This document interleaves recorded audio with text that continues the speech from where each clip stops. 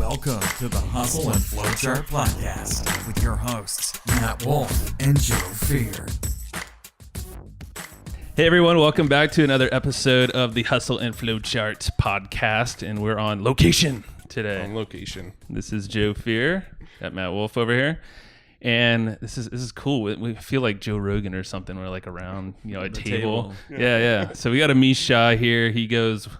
We go way back, probably 5-6 years-ish or so. Yeah. Worked together in various ways, but I feel like this guy, he's well known, but also not well known. And depends on the market, I guess, But I don't even know where to start with the stuff you've done, dude. But like in the last just 5 years alone, but even before that, you did some monster things. But welcome to the show, dude. Thanks for having me. Thanks for having us. We're in your office. Your office. Yeah, you're in my office. Sorry. Thanks for coming. Pretty much, dude. Yeah. No, like this office is like, because you start. Where did you start? I guess we rent this place out, by the way. So yeah. There'll be a little bill coming to you by the hour, by the minute. Yeah, no, by the second actually. Damn. All right. This will be the shortest podcast in history. I know, right? And we're done. Good seeing you, man. Let's go to lunch now. But no, tell us like a quick intro. I don't know how you intro yourself to people normally. Well, just an entrepreneur. I mean, I've been doing it I've been a full-time online entrepreneur for almost 14 years, as crazy as that sounds. Yeah. So I've been doing it since pretty much the early 2000s, just kind of experimenting, playing. I've built and sold many different companies before. I've built a lot of companies that have failed before. We all have, yeah. Something. And I think what's really interesting about what I think I've kind of figured out is it's usually like unconventional growth. So I'm really good at like finding something that no one is doing or no one doing that well, and then getting into that market and then exploiting it and like scaling it at really fast. And so like you've always done that, like every business, four businesses I've taken over $1 million in the first like year to year and a half. So it's like pretty wild that I feel like I have a knack for marketing, maybe of just digital marketing. And so some unconventional growth results that I was talking about is that we did that one launch many years ago. It was the software service. When I got started, I was doing affiliate marketing. Right. That's where it started. That's where it all started. And not even just affiliate marketing, but like everything. Yeah. I built the websites. I did the coding. I did the graphics. I did the you name it opt-in boxes and like did everything myself. Well, you were a hacker at heart too, Yeah. And I had a full-time job. So I was just trying to get my way out. That was the goal. Like the name of this title, out of the rat hustle, race kind of thing. Yeah. Get out of I had to hustle to get out of the hustle. It's true. Makes sense. And I'm from the East Coast, so there's like the double hustle. Now I'm in California, so the hustle's still there. Hustle's in your blood, but it's just not bubbling as fast. Done some pretty cool things. So I started with affiliate marketing, and when you're first starting out, you don't know much. I mean, the first year, I don't think I made much. I was probably made like an extra couple grand. I was like, whoa, that's cool. I get to drink an extra drink or have an extra meal or whatever, Take my family, whatever. Exactly. Yeah. And then eventually it just got to the point where I could quit my job, and I was doing like, a couple grand a day. And I was just like, why am I working still? That's crazy that you're actually making that kind of money and working a full time, and you're making good money. Because I didn't know. It was like online marketing. It was making money. It was hitting my bank. And I was just like, okay. And I was trying to figure out how to grow it at the same time, right? So it's like I didn't want it to like die like the day I quit my job, and I'm like, oh shit. Yeah.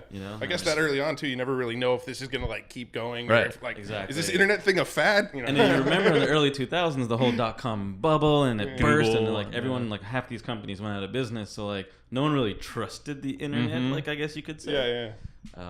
But there was still a massive opportunity. And totally. So like Google and Yahoo and all, well, not anymore, but Yahoo back then, they saw these opportunities. eBay and all these guys, Netflix and all of them were there from the early days. That's true. Yeah, they were around. So that was what led me to kind of just do that. And eventually I took that business and I scaled just the affiliate marketing side of the business up to $5 million. Wow. But when you're managing that many campaigns, you have to build software. Right. So automate. You have to automate a lot of the media buying, the analysis of the data, throwing up landing pages, testing different elements of landing pages, and constantly optimizing your campaign so that you can get better ROI. So instead of you doing all the grinding on the website, all that stuff, you move to like, okay, we got to look at the numbers, big picture. Exactly. It's all data. Yeah. Everything is data Yep. in this world. You Yeah. know, it's not even just on computers and digital businesses. Everything is data. Doesn't matter if you're a local vendor selling coffee. You should know how many people are walking by the street. You should know how many people are in Your that trends area and all that. exactly. So Well, it's like that's the difference between a business that might make like $100,000 a year and that's like a service business, 1-to-1, compared to like something that could scale to $1 million, like you said, numerous times. It's that data. Yeah, So I data. ended up scaling that company to $5 million, and that was my first company, and I did that in 4 years. As soon as I started this online digital thing, 3 to 4 years, somewhere in that range, and I was like, "Holy crap, this stuff works!" Yeah. I was like, "Holy crap!" I could do something with this. And then I took that software that we developed, and I just wanted to get out of the affiliate marketing space. There's a lot of like, depends what you do in the affiliate marketing space. There's lots of like weird, shady stuff that goes on. There's a lot of fraud that goes on, a lot of click fraud that goes on. A lot of affiliate Especially back networks then, are too. shady. Yeah, it was just for like very. I needed to get out. It didn't feel right to me, so I ended up just saying, okay, well, let's sell the software.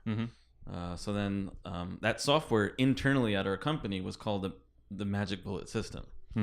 And so that's what it was known as, and not the Magic Bullet Blender.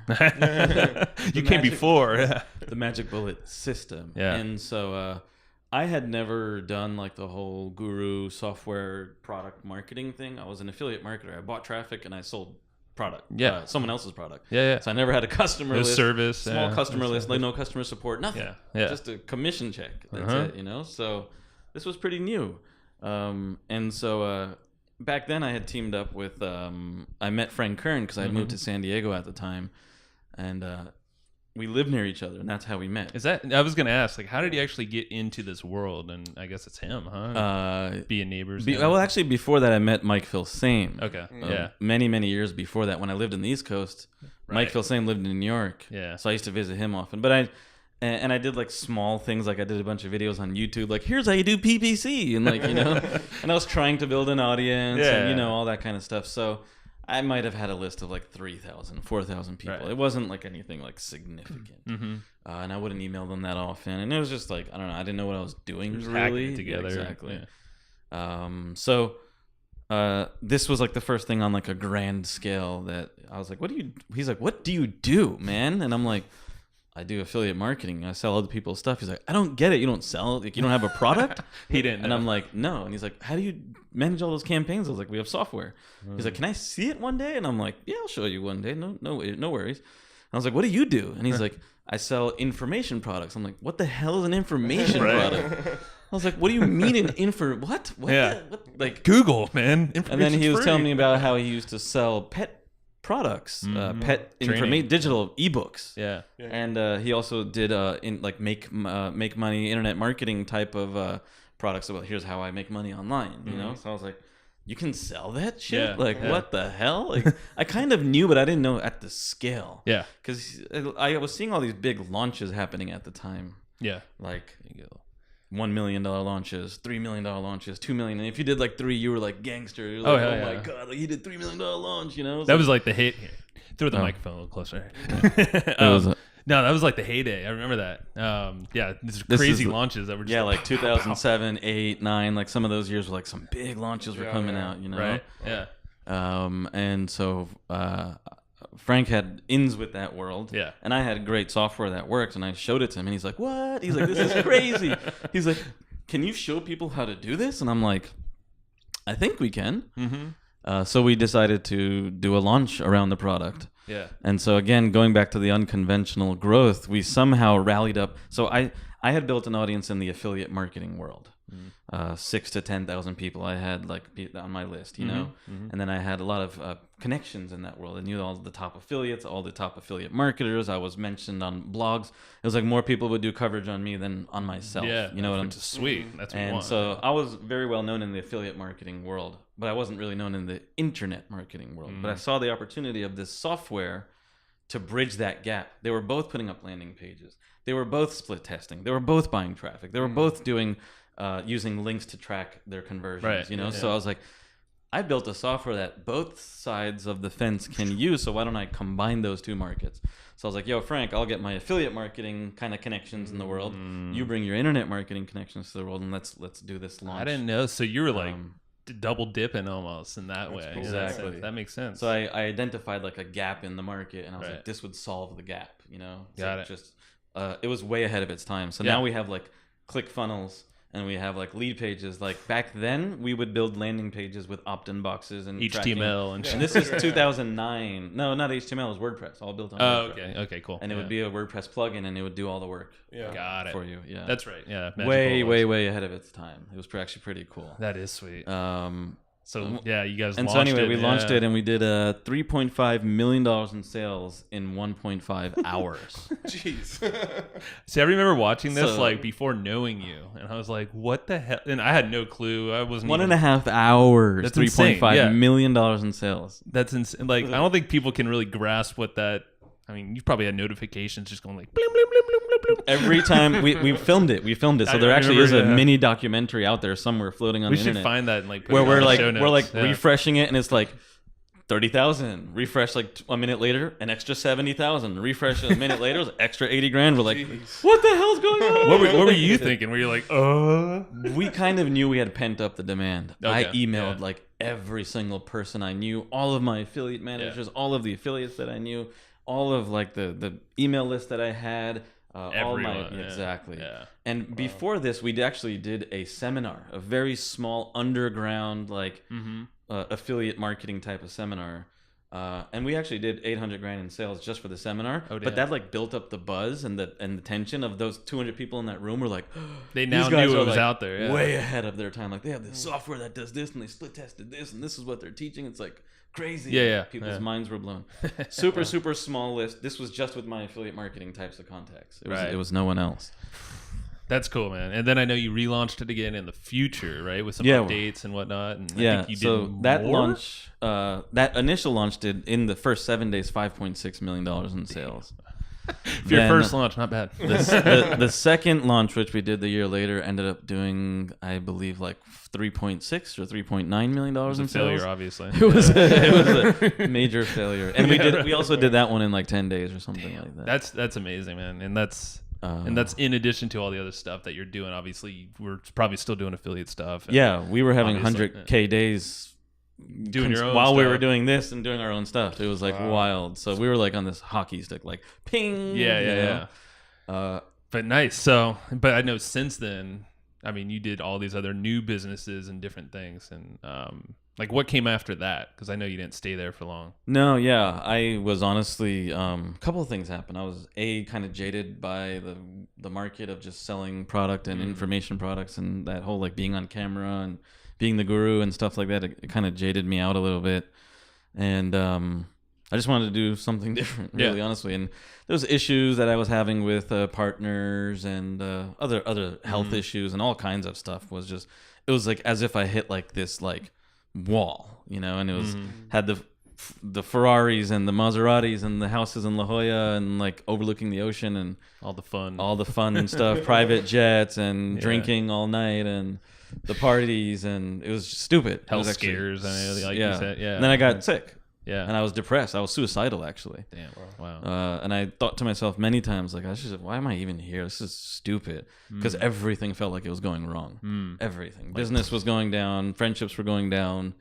People were disappearing. You know, it was just crazy. Yeah. Well, one good thing that happened around that time was I got married. Right. So that was kind of cool. And you're still with her, luckily. and I'm still with her, yes. She's amazing. But everything else, it was kind of just, I didn't want Good, anything to do with it. It was at a point where I was just like, I surrounded myself with so much stuff, my ego blew to like the size of like this like hot air balloon, you know. And I just thought I was cooler, smarter, better than everyone on the planet. That was it. Yeah. And that was literally it. That can destroy, businesses, people. All So that, man. anyway, I mean, it's a learning lesson, honestly. And For sure. I just started purging over the next year, basically, just getting rid of all of that stuff, trying to get rid of as much as I could, you know, and just purge, get rid of all that stuff, and kind of start over. And that's when I said, I really saw like the mobile trend in like 2009 happening. So this is kind of like I saw it coming, and I was just experimenting a little bit. In 2010, 2011, I started really getting to more of the apps kind of world because I saw like tremendous opportunity. Again, kind of, I like to see things before they peak. So then what I did was I just started creating apps, and sure enough, it reminded me of the internet. I was like, the more websites I make, the more money I make. So the more apps I make, that means the more money I'll make. That's right. You found another screen, so it means more eyeballs, and Exactly. audience that you can tap into. So then what I did was, I'll fast forward this because we got to get to the actual for sure. Yeah, because we have a whole like system. Yeah. So well, that would probably might not take that long. No. Half of the. That's cool. We can always tie it all in together. Yeah. Too. So after that was I got into apps, and I got into two things of apps. And one was mobile apps, and the other one was mobile book publishing. So like ebooks and stuff like that, publishing those on the mobile ecosystem. So I went kind of deep into that because I was like, man, what do I want to do next? And I thought it was apps. Yeah. And I thought it was mobile because I was like, yeah, mobile's the future. Yeah. Everyone was like, mobile. Everyone's screaming. It's like, oh yeah, that was like the thing, man. Yeah. And So that's then- when we kind of were working. And that's when we kind of started working together a little bit On the on book a couple stuff, projects on the book stuff, apps. and the app stuff, and the mobile book stuff. I think when we started it, it was doing like $100 a day or something like that, or maybe like $50 a day or something. And then me and you took it to like over $200,000, $300,000 a year, Right. And then we turned that system into a $500,000 the next year business, right? So that was pretty cool. Yep. And then train some people as well. Yep. It was like catching it right before it started to, really get popular. Really that get was the whole popular, thing. yeah. It's another hack, like let's find it And quick. then, so Scale. that the mobile, I ended up creating like 3 different mobile companies actually through the next like 2 to 3 years. My mobile app company, I ended up scaling to over $1.5 million in the first year and a half. But again, what I did was I developed a software that I knew that people like felt like it wasn't an automated process to build apps, and everyone's like, it's gonna cost you $50,000, it's gonna cost you like $100,000. Like apps are so expensive, and I was like, no, actually, I just published 100 of them for $9 each. Right? Yeah.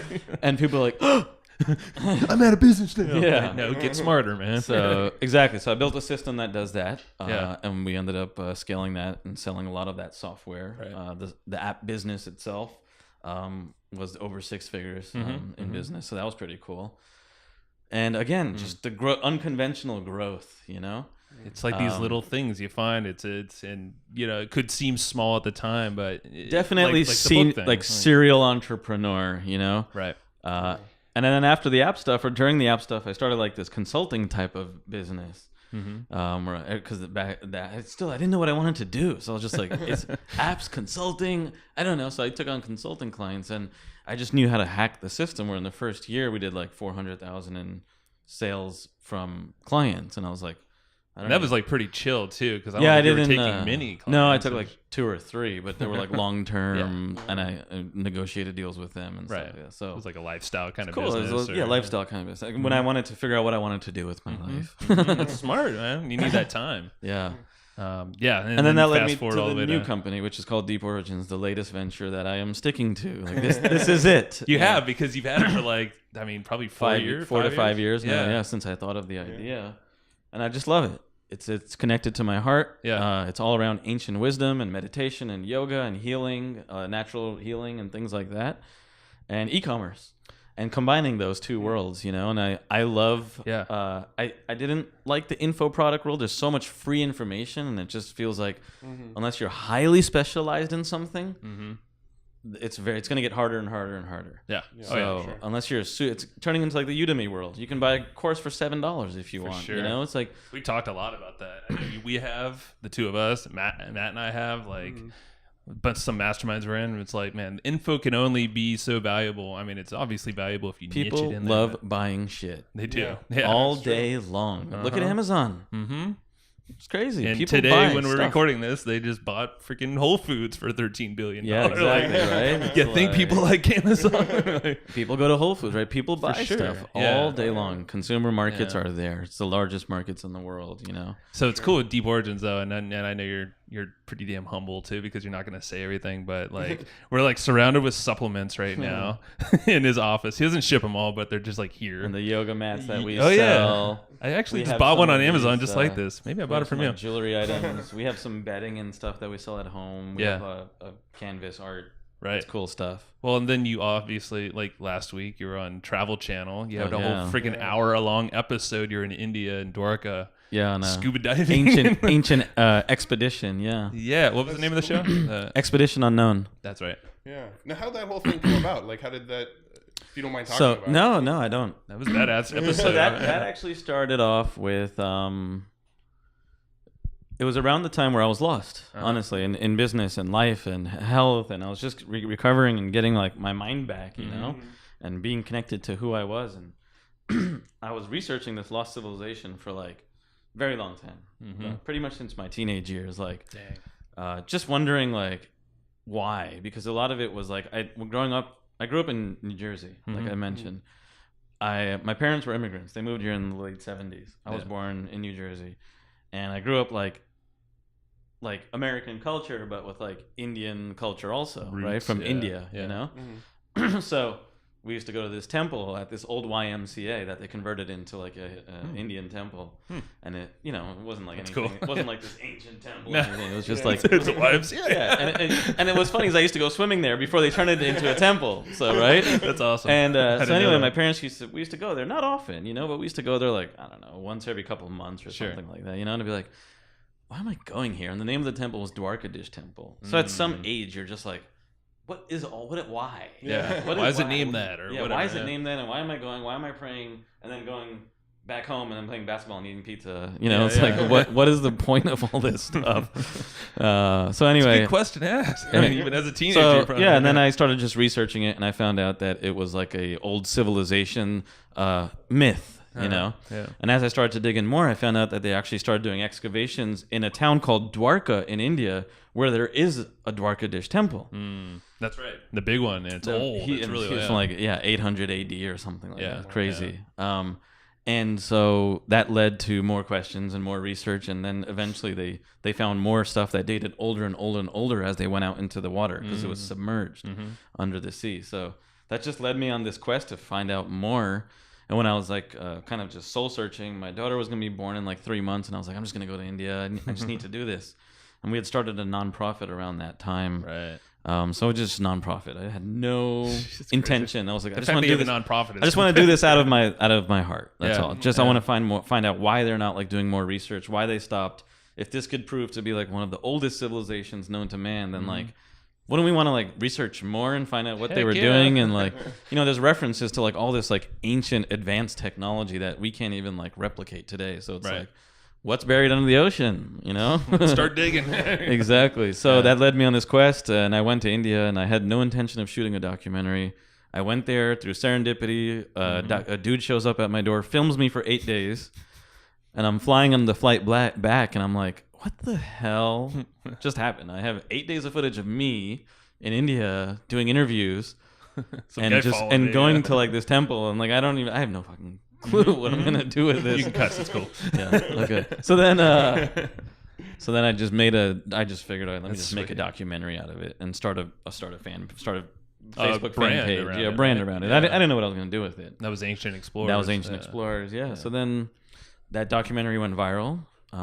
Travel Channel, I guess, found it, reached out to me and said, we'd love for you to be the expert on our show when we go and shoot an episode on it. Sweet. And we'd like to sponsor your expedition out there. And I'm like, Oh. so I didn't know that. they sponsored my expedition to go out there, and they filmed everything, and then they put it on Travel Channel. Because I saw they were saying Amish's team. I was like, I didn't My know he first had a team. my first expedition ever. Yeah, we actually had to like work with the Indian government to get permissions and permits and like all kinds of crazy stuff. I love the. I think everyone are listening. You got to go watch that episode. It is an hour long, and so carve out some time. It's on Travel Channel or maybe their website. I don't know, but Yeah, you can they find it. made It's called right? India's Atlantis. The show's called Expedition Unknown. Yeah, but check it out because it's like you'll learn all of this stuff. And I think the best like shot I remember, you're in the no. water with like your pants hiked Yeah, up, yeah, like yeah. this freaking machine that was like The dredge. I'm like, I know Amish, and he doesn't normally do manual labor, so I'm like, this is really funny to watch right now. I know. I'm like sitting there, and he's like, "Oh, we got the dredge," and I'm like,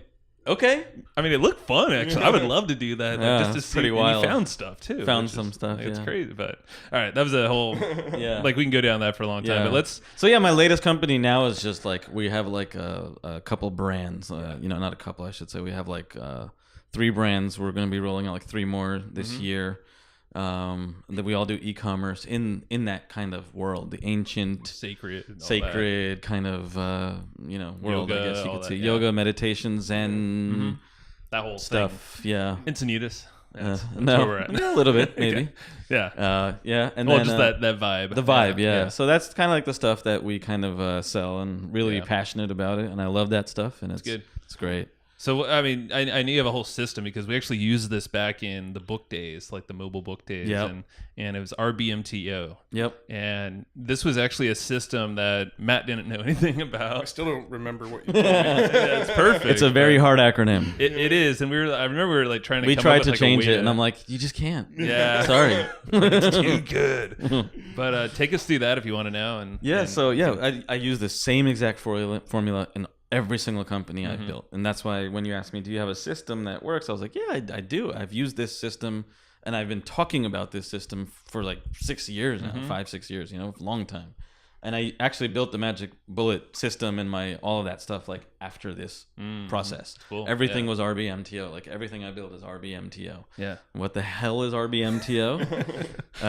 It's just something I made up. Sounds to like be a honest genetic with you, disease or some like it's 23andMe. it's a process. It's a step-by-step procedure. It's a system. It's a formula. It's a philosophy.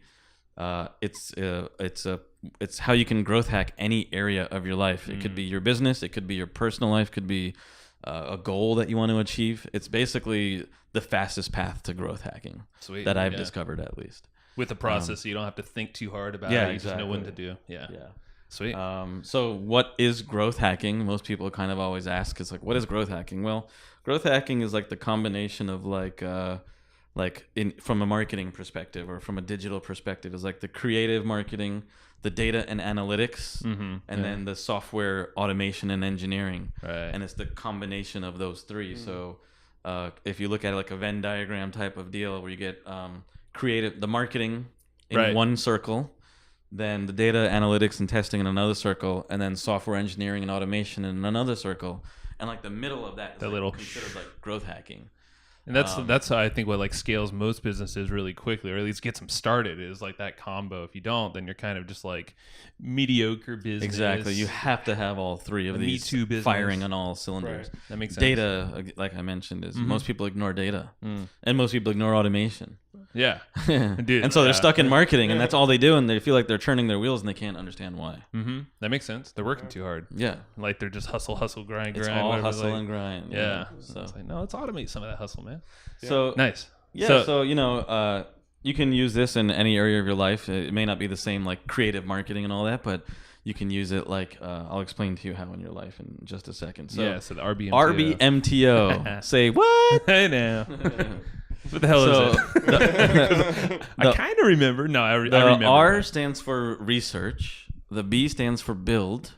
The M stands for monetize. The T stands for track. And the O stands for optimize. So research, build, monetize, track, and optimize. Yep. Got it. So the research phase of it, again, coming from a marketing digital perspective, is where do you get your research from? What is your product about? What is your market about? What are they doing? Where are they shopping? What are they listening to? What are they? The avatar, all that Everything. stuff. Yeah. The research. This can be done by finding the traffic rank of your competitors' websites on Alexa. Could be finding conversion rates and earnings per click on, or trying to find out as much data as you can from Amazon or eBay or SEM Rush, we used that back in the day. Matt and I. SEMrush or Alibaba or AdWords, or you're getting your data from all these different sources, Right. such as search market volume and demand from Google Keyword Tool, viral volume. You can type in keywords into like a tool like BuzzSumo. Oh to yeah. see how much, BuzzSumo's awesome. Yeah. to see how much virality there is around the subject. Yeah. Looking at the demographics from Facebook perspective, who's actually interested in what you're talking about. Yeah. What else do they do? Where do they shop? And then taking all that kind of data and finding the gap. So you take all this data, you can look at consumer surveys, you can look at comments. I actually go to the comments section first sometimes. That makes sense. So if I find a product on Amazon, I'll actually go to the comment section first because they'll always tell you what they're doing right and what they're doing wrong. Yeah. Oh, yeah. So People if you are can do what brutal. they're doing right and then take what they're doing wrong and make it better, Yeah. now you have found the gap in the marketplace. And are you searching like brand names maybe? Like once you learn some brands in the area, Brand and you're like, names, let's even- look at their ads or yeah. like, let's start following them so we can see Brand names or even not brand names. Sometimes there's advertisers out there Trends, that are still it's a $10 million a year business. They're doing very well, and I can see exactly what they're doing wrong and right, and that's sometimes easier to replicate. like a really successful business. Yeah, that like a $5 to $10 million business, and then you might have the bigger vision in play where you do want to go eventually to that big brand. Yeah. But getting to that level first is Got usually it. it's like, oh, they're doing that wrong, but they're a $5 million, $10 million business. But I know that market is a $1 billion business.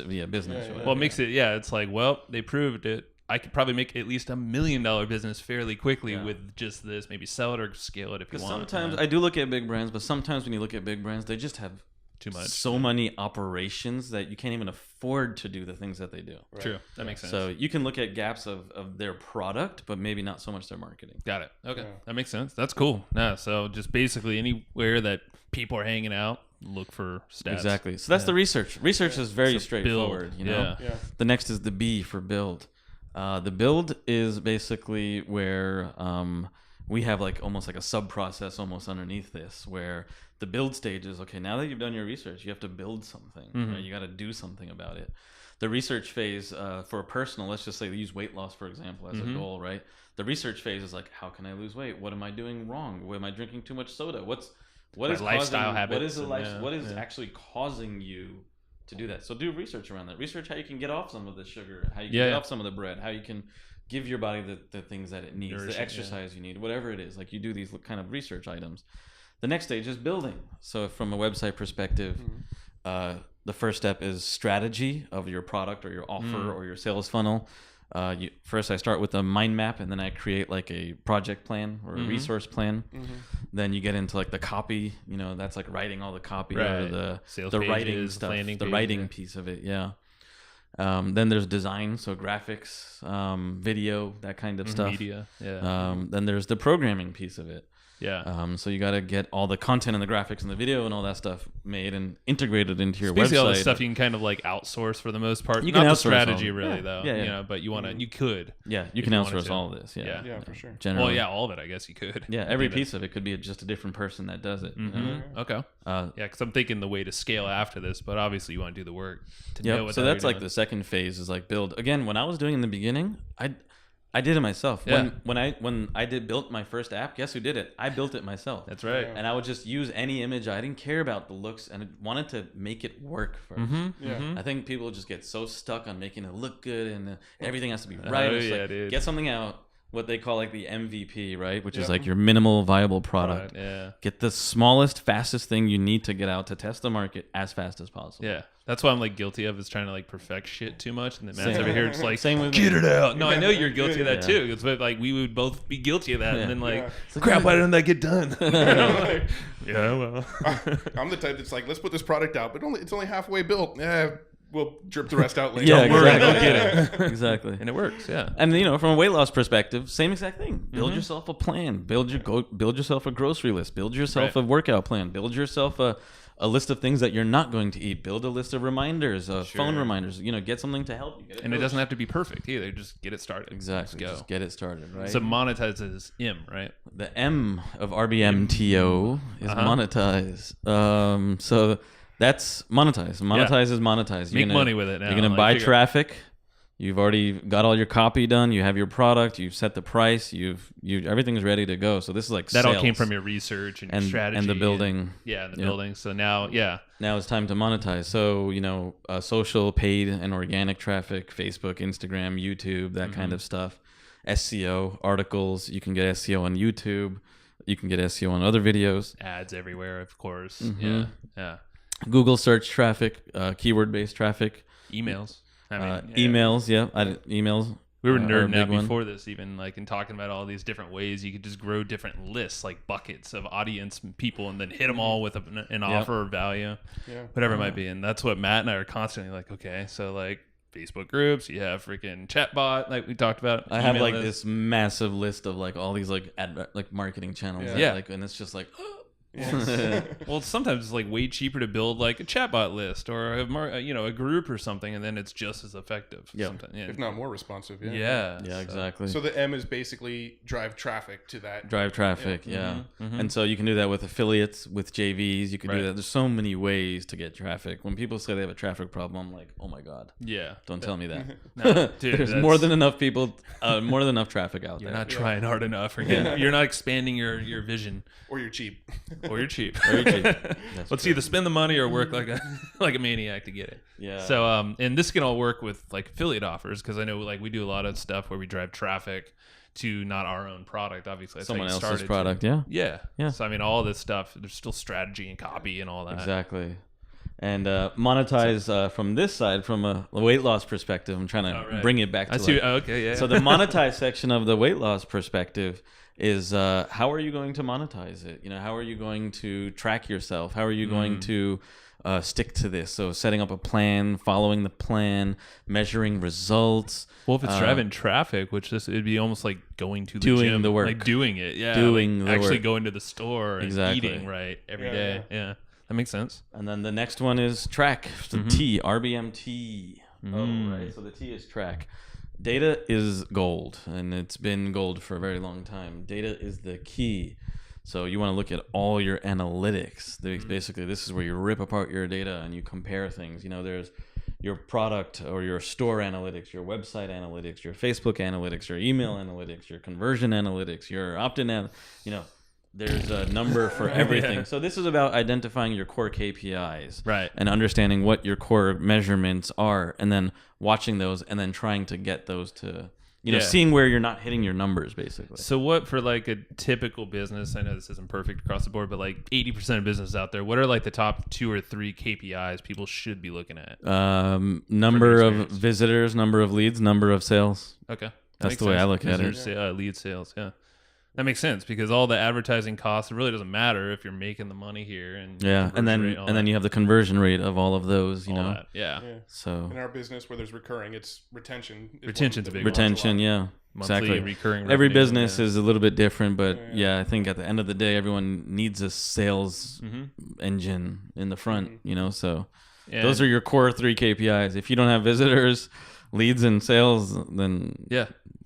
you Well, don't if you got have, that, you don't you have can- a business. You can make any business with Yeah. that kind of knowledge if you just know how to do that. you know? Exactly. And if you're not knowing your numbers, at least on a basic level, then you're pretty much flying blind. Like we have spreadsheets that literally will track like 19. I'm showing these guys here He's in my actually, office. yeah, and he's I'm showing like, it to us now. I'm showing like a spreadsheet where we'll literally track our core KPIs, but we will track 15 to 20 core KPIs every single day on a daily basis. I love that So you're it's actually using old school spreadsheets too. we just automated this actually. Because I'm looking at So Excel that's right the here, other like, that's the dang. other key, right? So then you realize that leads us to the next step. Optimize. Is Ooh. optimize. Now that whole entire thing that you built, you understand the data, and now you can optimize. Where are your bottlenecks? What's taking you a long time? These spreadsheets were taking us an hour to 2 a day. So I just hired a programmer to build something once, and now it does it automatically. So I optimize that section of it. So not only operationally from a business perspective, but optimize from a marketing campaign perspective. Right. So for previous one, let's go back to track. So yeah. And For the health. for the yes. health side Keep of it, missing that one. keeping a log obviously Yeah. is the best way. Watching your weight weekly. MyFitness Pro. There's an app out there that's legit. I've seen this tracks one. all your Yep. food and fitness. And It's a good one. they even have like the things where they measure your body Uh-huh. fat and things like that BMIs, now. So yeah. like you can track everything now. I mean, you got the Fitbits and stuff like Yeah, that. there too. you go. And that tracking will lead you, like I said, to the next stage, which is optimization. Uh-huh. It tells you what to do next. That data will tell you what to do next. How to do it better. If Yeah. you're not losing weight, well, guess what? You're probably eating those fries or drinking Coke or doing something that you're not Too much supposed to carb, do. fat, whatever. Or you're yeah. not going to the gym, or there's something out of what the plan that you built that you're not doing right. So examples of this are like taking your data and turning it into next steps. Right. And that is like if your CPM is too high, well, what do? Maybe it's the That's wrong cost per targeting. 1,000, yeah. If you have low CTR, then you probably have wrong targeting or the bad advertisement. If your CPA is too high, you're probably trying to target an incorrect audience. That makes sense. Or your offer is not that good. Just bad. Yeah. Not hitting.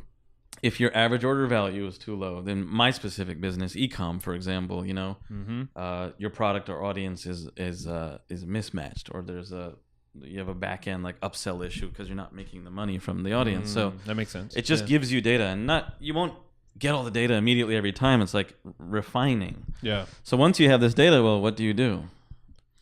You rinse and repeat. You literally rinse and repeat. So you take the data that you learned from your optimization step, right? And you say, okay, I'm going to implement these changes, or how do I implement these changes? You dump that back into the research bucket, do all your research on all the data points that you found out need to be fixed. Then you go and build it.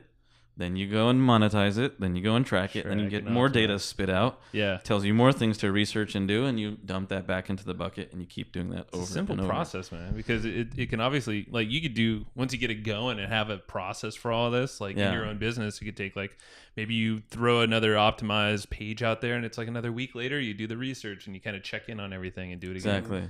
And cycle begins. Yeah. It's just a cycle, and if you keep doing this over and over and over again, and even if you just focus on one thing every single time through the process, you'll see tremendous results. That makes sense. So. Yeah.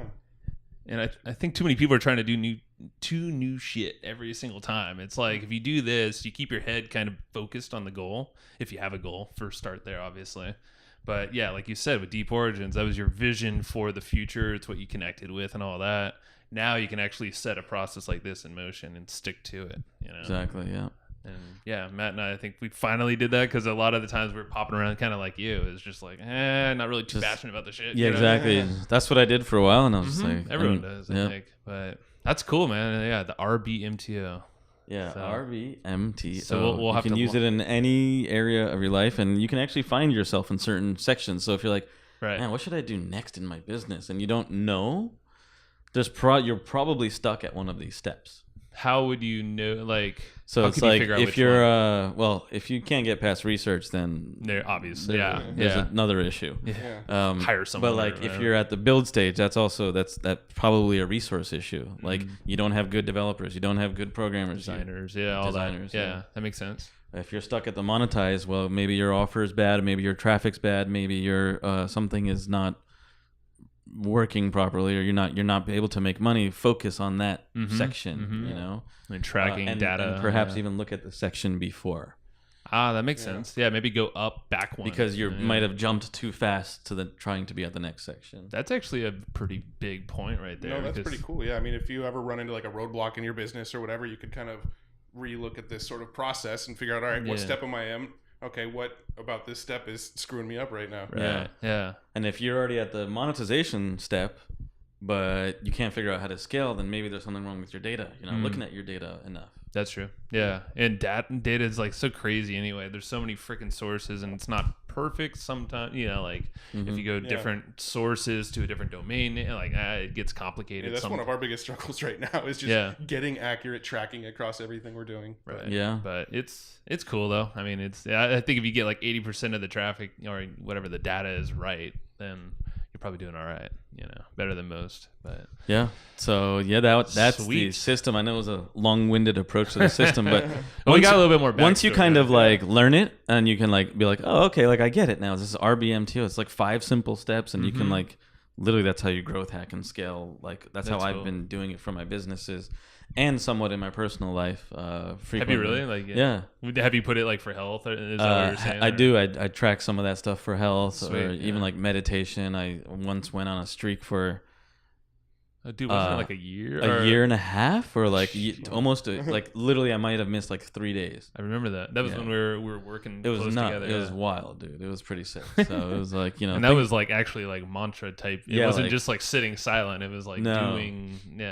Yeah, anywhere between, depending on the day, 10 minutes to like an hour and 15 minutes. Yeah, just like crazy. And that's with kids kid.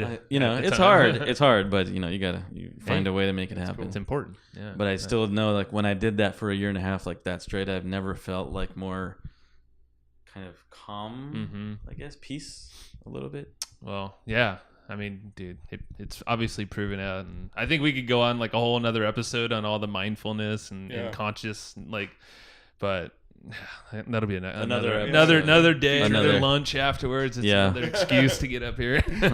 Exactly. That's rad, man. Well, cool. Do you have any books that you find yourself, reading often, like over and over again, or recommending a lot, or anything like that? Yeah. Business books. Anything, really. I mean, I see one on your desk that I know that you recommended to me that I've read. This is from a while ago. I haven't read it yet. Yeah, Matt's got it too.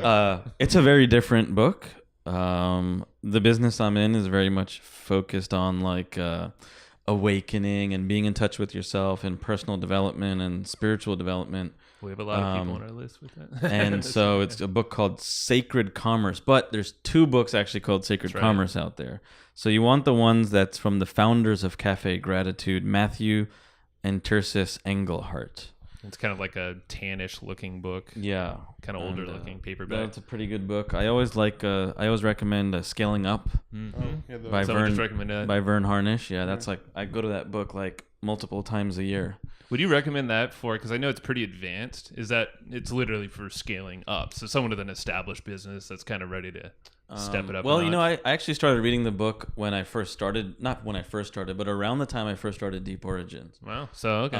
Towards the beginning. And it actually just helped me, the examples they have in there, like, so you're ready to scale to a $50 million business or a $10 million business. Like, you just have to dumb it down to where you're at. So, got it. You don't have people working in like every department that's handling a certain like line on your P&L item and things like that. Right. It's like you have to do half the work yourself, right? Yeah. But it gives you an idea of where you want to be in 10 years and then how to backtrack that into an actionable plan today. I remember, and the worksheets and all that stuff. Yeah, and they have worksheets and all that stuff. That's a good book, yeah. I built my plan, 5 years ago, and I started executing on it. And sure enough, my plan has changed tremendously in the 5 years. But because of the fact that I'm able to revisit it every couple months, I know my KPIs. I know what I'm trying to hit. I know the people I need to hire. I know what I'm trying to do. And it creates, that book creates a system of its own that you implement in your business. You shove that plan on the wall and then you stick to it, as much as possible. Exactly. That's a cool book. Right on, man. Anything else, or is that? No, that's it. Sweet. Thank you, dude. Rad. All right. Well, thanks again. We will be coming back. Well, where? So when people listen to this, where do you want to send them after the show? What's your website? Where can they find you? You can go to 20. You can go to deeporigins.com. That's my company name, Deep Origins. So you can see what we do.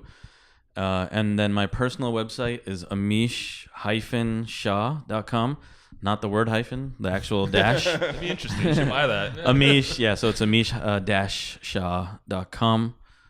Those are S-H-A-H, yeah. And those are the 2 places where you can find me. Right on. Cool. Yeah, but check out all of his stuff. He has a lot of cool brands. Ancient Healthcare. I don't think he even mentioned that, but it's like badass. One of my supplement brands. Yeah, we're shooting like super. That's a whole nother story. But I know. Yeah, we spent the last 4 years filming 36 doctors, and we're about to release all the footage soon. So this is why we need another episode. So there's no way we could fit it all, and we already went over, so it's all good. It's all right. Right on, man. Well, thank you. Thank you. We'll do it again. Thanks, Matt. Thanks, Joe. And we'll talk next time. See you. Hey, thanks so much for tuning into this episode of the Hustle and Flowchart podcast. Now, if you don't know already, myself and my partner Joe Fear, every single week we put together this killer weekly newsletter that's completely free. If you go to theweeklyprofit.com, you can get on this weekly newsletter. And what we do with this newsletter is we scour the internet. We read every piece of content, listen to blog posts, check out new software and tools, and we distill down the best of the best into a weekly newsletter and deliver it directly to your inbox every single week. So head over to theweeklyprofit.com and make sure you're signed up to receive that weekly newsletter. You're going to love it. Thanks so much again for listening to the Hustle and Flowchart podcast. We'll see you in the next one.